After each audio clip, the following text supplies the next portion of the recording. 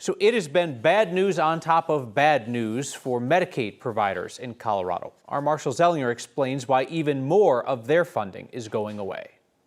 Thanks for sharing your concerns. I've heard from a few providers that this was information they were not aware of. It does not take a psychologist to tell you that anxiety can be caused if the information you're not aware of is that you're about to be paid less. I got this email saying that our rates were being cut by 34%. Leela Kimmel is a clinical psychologist who got licensed this year as an eSNP, an essential safety net provider. We are one of the very few that can do this speaking Spanish. Basically, what it means is you can't turn people down. We are not only providing sessions and therapy, but also basically assessing, do they need help with housing? Do they need help with food, clothing? Haley Wise is a counselor in Colorado Springs and also found out that in 3 months, the reimbursement she'll get for providing 60-minute therapy sessions for Medicaid recipients, that will be reduced. We not only have much reduced rates for those Medicaid sessions, but for anyone else who walks through the door, we no longer have the funding to serve them, but we are expected to still see them. eSNPs are providers who were given a higher reimbursement but with more responsibility.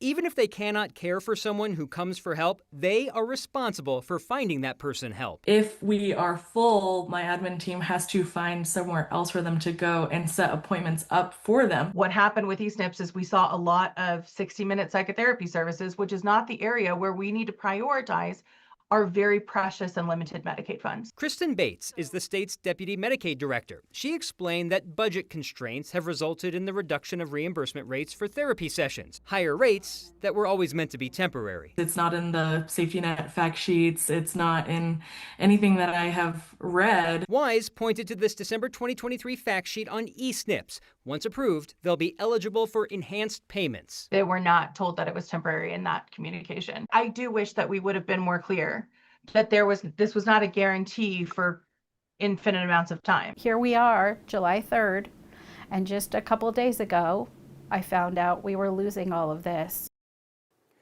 Being an essential safety net provider is more than just 60-minute therapy sessions. Other services are not having those rates cut, but it appears the 60-minute session is the most popular and the one, Kyle, that will impact these providers the most. And so now we're starting to see how the federal cuts interplay with the state cuts, and there's going to be a big scramble at the state level to try and fill some of these gaps. Yeah, and this was before Congress voted today. So just imagine a year from now, if these eSNPs can get 90 days notice. So I guess 3 months from now, maybe if the budget is even worse, they could be like, oh, we're going to have to reduce even more. That's possible. All right, Marshall Zellinger, thank you.